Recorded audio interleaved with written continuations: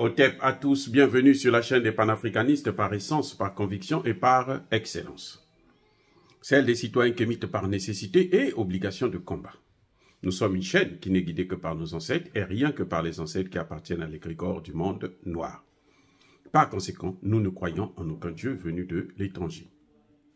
Toutefois, cette vidéo n'est aucunement destinée à inciter à la haine ou à la violence, car nous menons un combat qui est d'abord et avant tout spirituel, intellectuel et démocratique.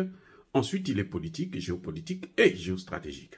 Quant à l'impérialisme, le colonialisme, le néocolonialisme et l'endocolonat, qui sont tous qualifiés de crimes contre l'humanité.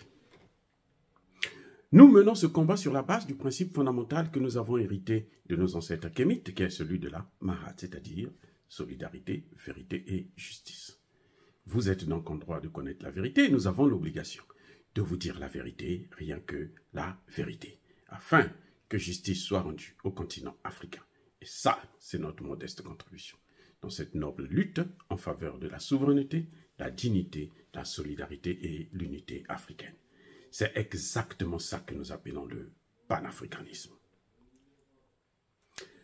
Bien-aimés frères et sœurs, la France est passée maître dans ce que j'appelle, moi, le terrorisme communicationnel ou informationnel. Le terrorisme d'une presse. Le terrorisme de la communication. En intimidant, en faisant peur aux Africains. Elle a pris goût avec les fausses informations, l'empire du mensonge d'ailleurs, comme le dit Vladimir Poutine. L'Occident, c'est l'empire du mensonge. Donc, on se base sur le mensonge pour détruire l'Afrique. Écoutez le ministre français de la Défense, Sébastien Lecornu, a accordé l'interview sur, comment on appelle, Le Parisien, dans Le Parisien, le vendredi dernier, si j'ai bonne mémoire, 29 septembre. Il dit ceci. Il a suffi qu'on nous invite à partir pour que le terrorisme reprenne. Et en parlant bien sûr du Mali, du Burkina et du Niger. Et il précise, le Sahel risque de s'effondrer sur lui-même. Tout cela se terminera d'ailleurs très mal pour les juntes en question. Le régime malien a préféré Wagner à l'armée française. On voit les résultats. Il précise, quel résultat s'agit-il? La région de Bamako est depuis encerclée par les djihadistes. Faux, bien sûr, c'est le mensonge. Le Mali est au bord de la partition et le Niger poursuivra malheureusement la même direction. Ça, c'est le ministre français de la Défense. Le ministre qui dit que non, bon, nous, on a trouvé que nous devrons partir. Son ministre, son président, quoi, a menti que non, ben voilà, c'est nous qui avons annulé les accords de défense. Je vous dis, c'est pas eux, c'est le Niger qui a demandé l'annulation, qui a dénoncé ces accords. Voilà. Tout ce qu'il a dit là, tout ce que je vous ai lu là, cet article parisien là, c'est faux, la comédie. Ça fait longtemps qu'ils avaient dit que le Mali va s'effondrer. Au Mali, là, il y avait 5000 soldats français. 5000. Là, je compte avec ceux qui travaillaient pour les Nations Unies. Là. 5000 soldats français. Après, il y a eu Takuba, donc l'armée de l'Union européenne, qui est venue s'installer là. Le Mali a dit, vous tous là, out. I don't want to see you here. Get out. Le Mali les a tous chassés, ils sont partis. Les Français avaient dit, dès que nous partons là, Bamako va tomber. Et quand ils partaient, écoutez bien, quand ils partaient, le Mali était occupé à 80% de son territoire par les terroristes et par l'armée française. 80%. Ils étaient soutenus, bien sûr, par les Nations Unies. Hein? Et les missions des Nations Unies sont là pour ça. Comme ils sont en train de faire au Congo, là. Ils sont là pour laisser les Rwandais occuper le territoire congolais. Quand ils seront bien assis, à ce moment, ils vont partir. Sauf si il y a un président congolais sérieux, pas Tshisekedi bien sûr, sérieux, qui va prendre ses responsabilités pour chasser non seulement cette putain de mission de merde, mais aussi s'attaquer aux rebelles qui viennent du Rwanda et d'ailleurs. Bref, au Mali, là, chaque année à Kidal, il y avait un défilé militaire des terroristes. C'est du jamais vu. C'est-à-dire que les Occidentaux sont incroyables. Ils font des choses. C'est-à-dire que, quand vous voyez, c'est dégoûtant. Ils sont dégoûtants.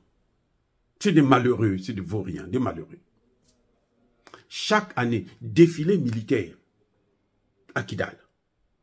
Vous savez l'organisateur de ce défilé? L'ambassadeur de France. Ça appartenait à eux, ça leur appartenait. Ça les appartenait, hein, Kidal. C'était pour eux. Le président malien de l'époque, avant Assimi Goïta, pour venir à Kidal, il devrait demander l'autorisation à Emmanuel Macron. Ah, non, attendez, non. Je vais reprendre.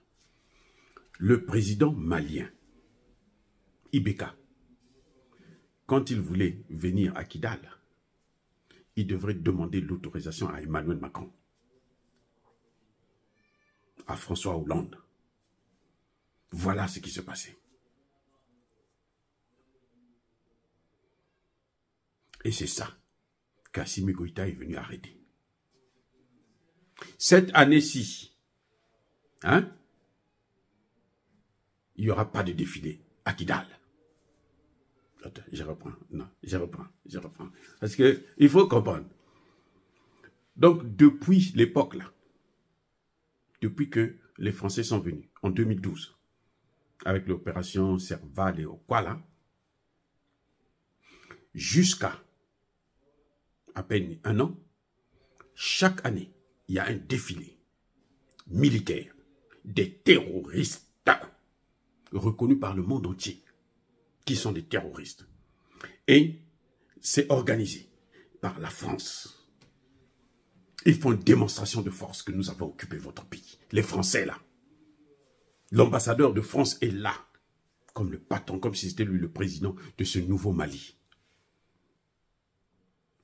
Au moment où je suis en train de vous parler, là, hein, au moment où je suis en train de réaliser cette vidéo, l'armée malienne est à près de 50 km de Kidal. Ça, c'est des informations que j'ai depuis hier. Donc, probablement qu'il serait déjà rentré dans Kidal. Au moment où je suis en train de vous parler. Ça fait combien d'années? 1 an et demi seulement. L'armée malienne a déjà encerclé Kidal.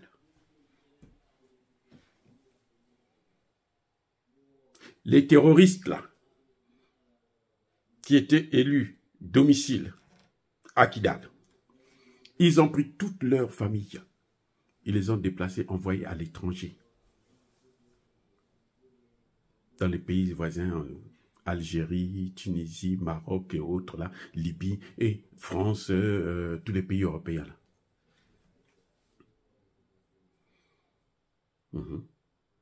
C'est ça ce qui se passe. Bon, maintenant, dites-moi, entre ce que Sébastien Lecornu est en train de vous raconter là, dans Le Parisien, et la réalité, qui dit vrai? Vous ne voyez pas que c'est le sommeil et la mort? C'est carrément de l'autre côté de la plaque. Ça veut dire que le cornu, on dit bien cornu, c'est un tordu. Il est tordu dans sa tête, il est tordu dans ses pensées, il est tordu même lui-même en tel que tel. C'est ridicule. Quand des autorités françaises pratiquent le terrorisme, ça c'est le terrorisme. C'est ça, quand vous entendez parler de terrorisme, les guerres d'aujourd'hui là, ce ne sont plus des guerres seulement avec les armes, c'est des guerres communicationnelles d'abord. Vous voyez en Ukraine, la communication. En Ukraine, la communication. C'est pour ça que la guerre est en train de durer. Ce serait déjà terminé depuis longtemps.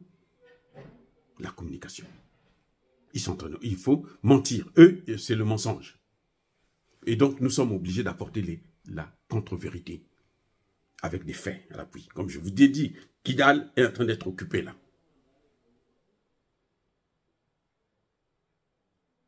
On avait dit que l'armée française, l'armée malienne plutôt, les Fama ne pouvaient pas occuper la ville de Ber. Où en sommes-nous? Les terroristes sont rentrés, ils sont ressortis. D'après eux, hein, d'après les Français, les terroristes sont rentrés et puis ils sont ressortis. Vous venez, vous occupez le terrain et puis vous repartez encore. À quoi ça sert? Pourquoi vous venez pour rentrer et puis se repartir? C'est parce qu'on vous a chassé. Pareil pour le Burkina Faso. Des villages entiers sont repris dans les mains des terroristes. Surtout depuis que le Niger a fermé la porte aux Français. Les terroristes, là, n'ont plus le moyen de se ravitailler. Et là, c'est là le problème. Parce que ce qui se passait, c'était quoi? Quand ils sont chassés au Mali, ils sont persécutés au Burkina Faso, ils viennent se regrouper au Niger, dans la partie des 3 frontières, territoire nigérien. Le Burkina Faso ne peut pas rentrer, le Mali ne peut pas rentrer, puisqu'il y a les Français qui sont là, dans la partie même des 3 frontières. Et les Français ont 2 bases au Niger. Une à Niamey et une dans la partie des 3 frontières.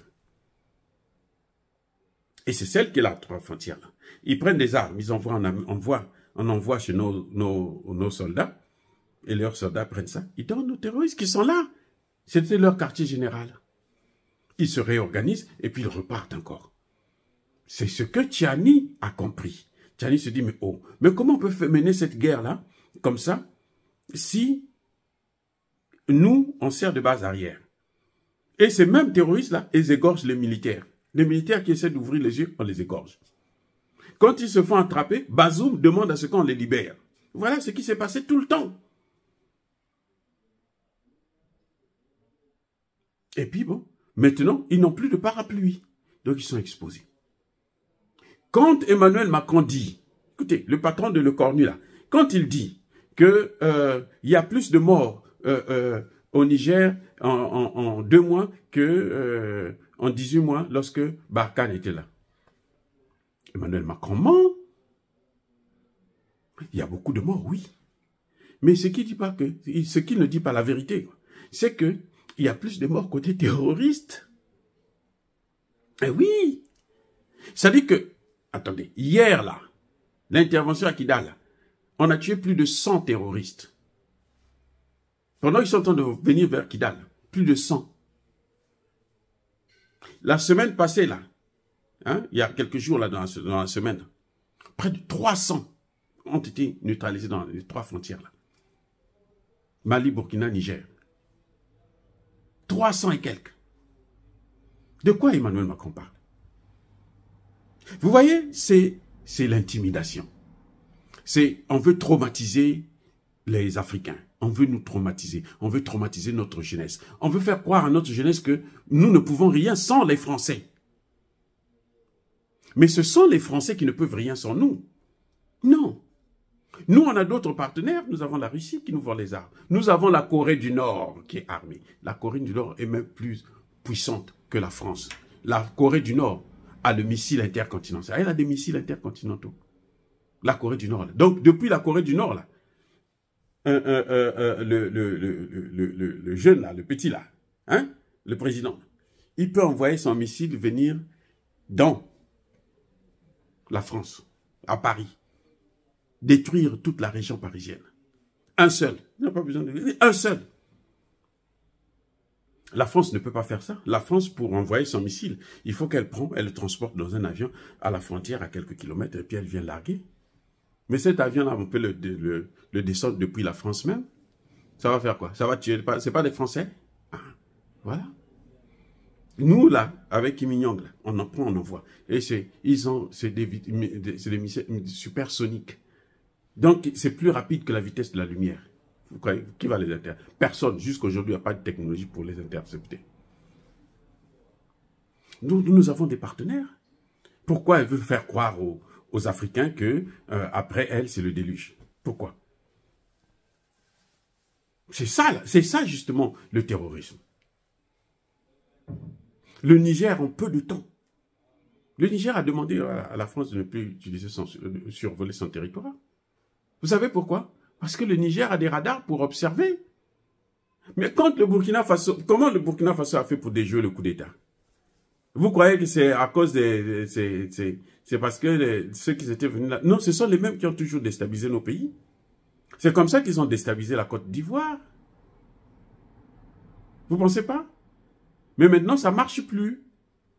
Parce que nous avons le contrôle, nous sommes en train de prendre le contrôle. La France, en réalité, a peur de l'alliance des pays du Sahel. Voilà la réalité. Parce que l'alliance des pays du Sahel, la finalité, c'est que le franc CFA va mourir. Dans cette alliance-là, et puis ça va continuer. Je reprends. La finalité de l'alliance-là, des États du Sahel, c'est la mort du franc CFA. La fin de cette monnaie nazie, de ce chiffon des Français. Non, c'est la fin du franc CFA. C'est pour ça qu'ils sont en train de tout faire, pour divertir, pour intimider la population, afin que la population puisse essayer de faire pression sur leurs dirigeants, pour qu'ils puissent rappeler les Français. Non, on ne les rappellera jamais. On n'a plus besoin d'eux. Ils ne servent plus à rien. Ce sont des oranges pressées qui n'ont plus de jus. Ils n'ont qu'à aller se faire foutre maintenant. On n'a plus besoin d'eux. Ils nous ont assez torturés, assez pillés. Ça suffit. Maintenant, nous disons ça suffit. Ils peuvent utiliser la Côte d'Ivoire. Et plus ils vont utiliser la Côte d'Ivoire, plus vous allez voir que la Côte d'Ivoire va tomber. On va déstabiliser la Côte d'Ivoire. C'est une évidence. Parce que la Côte d'Ivoire est en train de dépenser tout son argent. Le président, là, Alassane Ouattara, mais il ne travaille plus. Son problème, c'est comment je vais faire pour le Mali, le Burkina et le Niger. C'est sur ça qu'il travaille. Donc, il ne faut pas être surpris d'apprendre que non, lui aussi, il est parti. Quand on l'a fait tomber, qu'il a perdu le pouvoir. Donc, c'est de l'intimidation, c'est le terrorisme communicationnel et la France doit arrêter avec ça.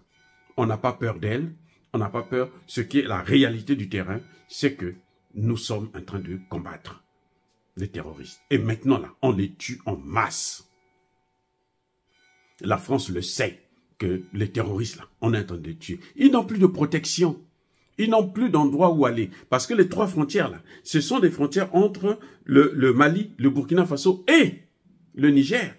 C'est seulement dans cette zone-là. Il n'y a pas un autre pays qui est frontalier à la zone des trois frontières. Sinon, on allait appeler ça la zone des 4 frontières ou 5 frontières. C'est 3 frontières. Ce sont seulement les 3 pays-là. Ce sont ces pays-là du Sahel. Donc, maintenant que les Français ne sont plus là, les Français étaient sur cette zone-là. C'est là-bas qu'ils opéraient.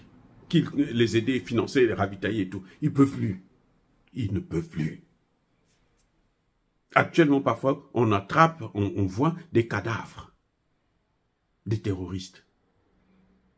Ils n'ont pas été tués par quelqu'un. Ils sont morts seulement de faim, parce qu'ils n'ont plus rien à manger. Voilà ce que la France est en train de faire. Comment la France est en train de massacrer des populations, depuis l'Élysée. Le vrai génocide, c'est celui-là. Le génocide qu'on ne parle pas, le génocide qu'on ne juge pas. Ça ne peut pas continuer comme ça. Il faut qu'ils arrêtent. Le cornu, il est tordu. Il n'a qu'à arrêter avec ça. Oh, bien-aimés frères et sœurs, soyez bénis. Je persiste et je signe. Soyez abondamment bénis par le Dieu des Kémites et par nos ancêtres angélisés. Mais que tous ceux qui persécutent le continent africain le pillent et le déstabilisent. Qu'ils soient noirs, blancs, chinois, arabes, indiens, qui qu'ils soient punis, maudits, foudroyés, neutralisés, écrasés, effacés par ce Dieu des Kémites et par nos ancêtres angélisés. Vive l'Afrique éternelle. J'ai dit et j'assume.